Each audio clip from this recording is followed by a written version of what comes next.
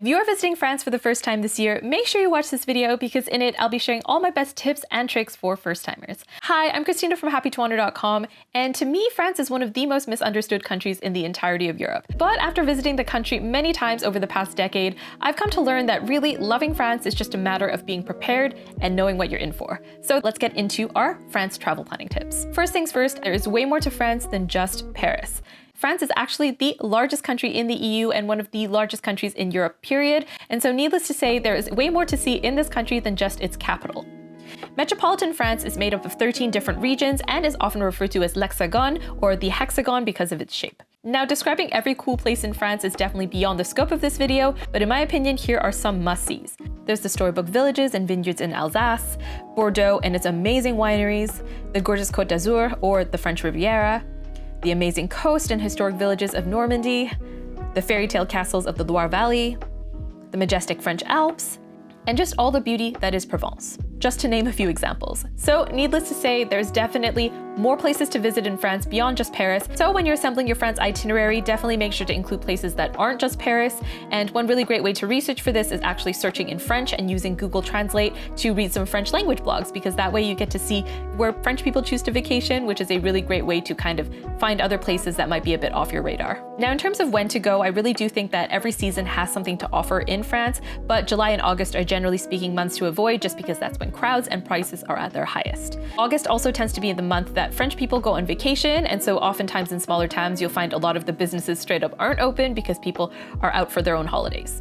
Now, another important thing is before you go, make sure you learn some basic French. Not just because it's polite to learn the local language, but really they treat you a lot nicer if you make an effort. So don't just assume people speak English, even though a lot of them can speak it, especially in the major cities. Definitely make an effort to learn some French. Lastly, be sure to research some French norms before your trip. I'm going to be summarizing those in a bit, but really, I feel like the whole stereotype of French people being rude kind of comes from the fact that the norms are just different in France, and when visitors come and they're not used to those norms, people in France are steadfast in maintaining those norms and aren't really going to be flexible at all. But in all fairness, when you are a visitor, it really is up to you to kind of adjust to the culture of the country that you're visiting. So needless to say, when you're in France, things are done the French way, so you should really learn to adapt to that and not try to compare everything to the way that things are done at home. So some examples of this are being okay with the fact that queuing and waiting your turn isn't really a thing in France, or the fact that the customer is definitely not always right, or the fact that service is going to take a little bit longer than you're used to back home. Now, on that note, why don't we tackle some culture and etiquette tips for France. Now, first, again, remember that France is more than just Paris, and so within this country, you're going to find a lot of linguistic and cultural variety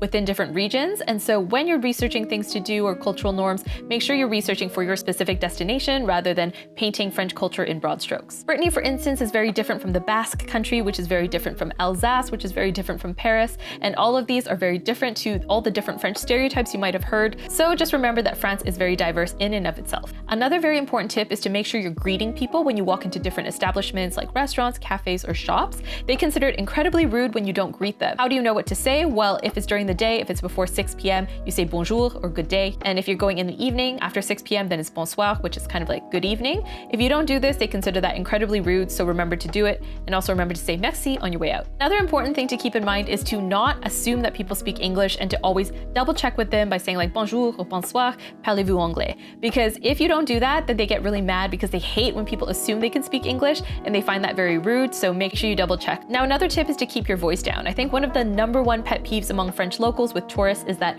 North American tourists specifically can be super loud, so make sure that you're kind of checking the room, reading the room, seeing what the situation is. If everybody's speaking in a hushed way, then try to lower the volume of your voice. If nobody is speaking at all, like on the train or something, then maybe try to not speak at all. And if you find yourself in a position where you're meeting friends or you're meeting new friends and you're being introduced, then know that the standard greeting isn't a hug or a handshake. It's actually something called la bise, which is like a fake kiss on each cheek. And if you're not used to kisses, this can be quite jarring, but just know that this is completely normal and it's not a real kiss. You're not actually planting kisses on their cheeks. You're just kind of like putting your faces close together and making the sound. Now, in terms of what to wear, contrary to popular belief and what you might see from fashion bloggers or Emily in Paris, not all French people are maximalist fashionistas who are dressed to the nines every single day.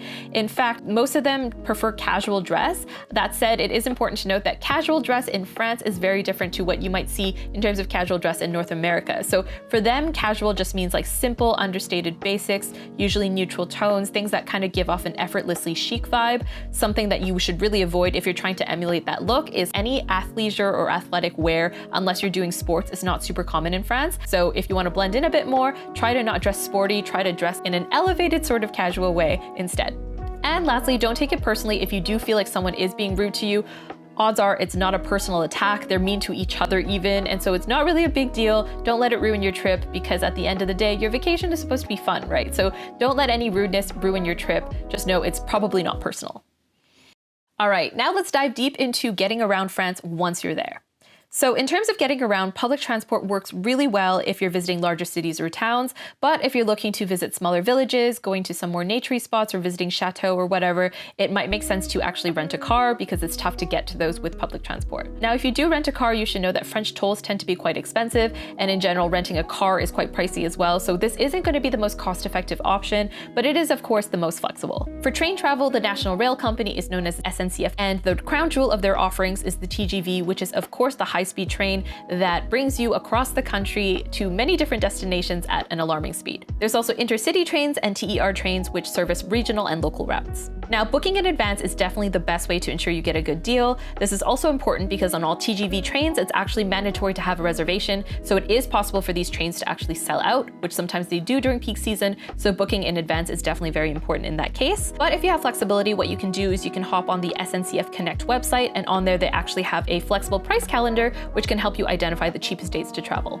Now, if you're on a budget, another really great thing to look into is the WeGo trains. These are like budget versions of the TGV trains, which are still just as fast, but they have a little bit less frills in terms of the fanciness of the trains. You also have to pay for extras like bringing on additional bags and things like that. But if you book early enough, you can find some really good deals through here. In any case, you can download the SNCF Connect app, and through there you can find different timetables and also buy your tickets directly through the app, which I think is a lot easier than waiting to buy it at the station, just because on the app everything's in English, and when you buy it in advance and have it, it's just a lot simpler. Now, besides trains, if you are traveling shorter distances, another potential option is buses or coaches. This is another great way to get around the country, and there's a few different companies that do it. You've got Flixbus, Eurolines, and WeBus. Of course, it's not going to be the most comfortable and you are subject to traffic, but it can be a much more budget-friendly option. If you're not sure, you're kind of torn between the different options, one really great website or app to check out is called Omio, and with it you can type in point A and point B, and then it'll show you all the different buses, trains, and flights, and then that way you can compare and see which one makes the most sense. Now, on that note, your last option getting from city to city is of course to fly,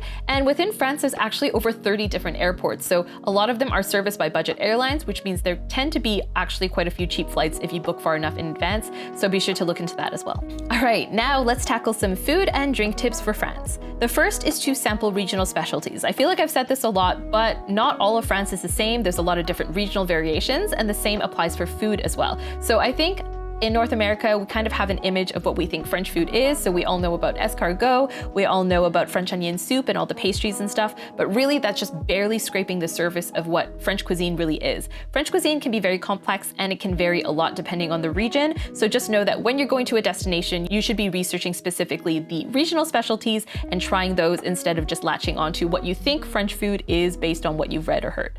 And of course, make sure you're trying some of the local cheeses as well. In France, it's very common to actually have a cheese course after your main course. There's a common misconception that this means French people eat cheese for dessert. That's not actually true. Usually dessert comes after the cheese course, but most of the time people just don't have room for it. So keep that in mind. If you want to try cheese, don't have it as an appetizer. They consider it to be too heavy and rich for an appetizer. Have it after your main course. Now, another important thing to note is a lot of the French words related to food that we know of actually sometimes have a different meaning in France. So one example is menu. For us, a menu is like a list of dishes that you can order from a restaurant. In France, it can mean this, but it can also mean a combo. So especially at fast food restaurants, for instance, you'll often find that there's like a menu for a set price. And basically what that means is it's a combo. So you'll usually be able to get like a side, a main, a drink, or something for one set price. And that's the menu, that's the combo. Another word for paper menus or whatever is la carte. Now, another confusing one is the word entree or entrée. So in North America, the entree is actually the main course of the meal, but in France, France, the entree or the entrée is actually the appetizer or the starter, so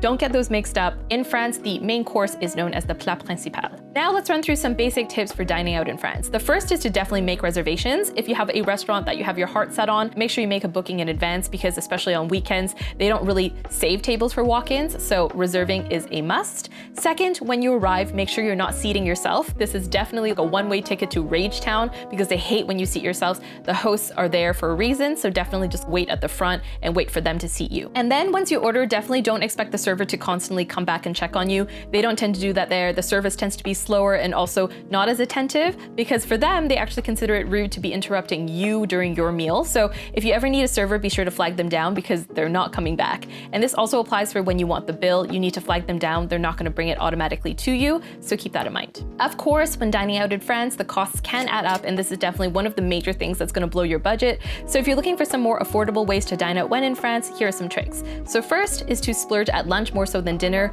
Oftentimes restaurants will have a prix fixe menu, which includes, a few different courses and maybe a glass of wine or something for a set price. This is a great way to dine like a king, dine like royalty for a cheaper price. And so I would definitely recommend splurging at lunch over dinner. Next, if you want to get some free water when you're in restaurants, make sure you ask for une carafe d'eau rather than a bottle of water or anything else, because if you just ask for water, oftentimes they're going to assume that it's a bottled water. So definitely don't do that because it can get really expensive. Otherwise, besides restaurants, there's a lot of great options. I mean, you can definitely just go to boulangerie all day and gorge yourself on pastries and get full that way. That's a really fun and delicious way to fill up without going to a restaurant all the time. The same thing goes for different markets and supermarkets. I mean, you can go to a farmer's market and grab lots of fresh produce and have a picnic, and that's a really lovely way to enjoy a meal rather than spending all your money at a restaurant. Now, last little tip on the dining front, as romantic as it sounds to be dining on a terrace, just know that the terrace is often a place where people will love to eat and smoke at the same time. And so if that is something that tends to ruin your appetite, just keep that in mind and try to get seated indoors because on the terrace, you're gonna have cigarette smoke for sure. All right, now in terms of sightseeing and attractions, here are just a few quick tips. First, know that the first Sunday of the month in France means free entry to a lot of different museums. I know a lot of people know this about Paris already, but this is actually something that applies nationwide. So be sure to look into that. If there's any museums that you're really interested in, see if they have any free days that you can take advantage of. Another is to book tickets in advance whenever possible. This is especially true during peak season. Places can sell out and it's better to just have a ticket in advance, especially if it's a skip the line one, because time is definitely money.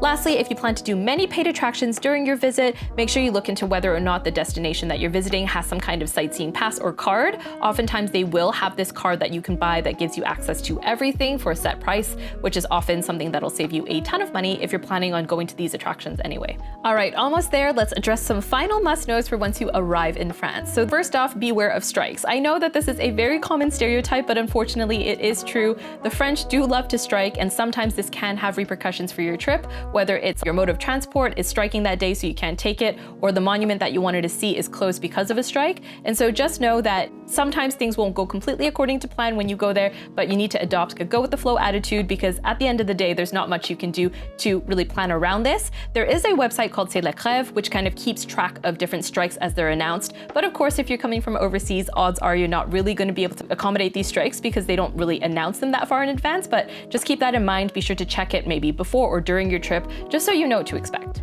Another important thing is to bring cash. So a lot of places will accept card these days, but you'll still need cash for smaller purchases, so definitely have some on hand. It's also important to have some coins because public toilets in France actually do require you to pay. Usually the fee is about like 30 cents or sometimes up to €1 or €1.50. So just make sure you have coins on you. Even if you're going to clubs and bars, sometimes there's a bathroom attendant and it's expected that you tip them as well. So yeah, having coins is definitely a must. Another tip is to carry ID with you at all times. So according to French law, it actually is a legal requirement that all foreigners have a piece of ID on them at all times. So whether that's your passport or like a national identity card, you should definitely make sure you have ID. I've personally never been asked for this, but it's good to have on hand just in case because they will sometimes ask to see it. And if they do, then it's a legal requirement for you to have it. Another thing to prepare for is Sundays. So in France, Sundays are considered a day of rest. So oftentimes shops will be closed on that day. So if you need to do any shopping, make sure you don't do it on Sunday.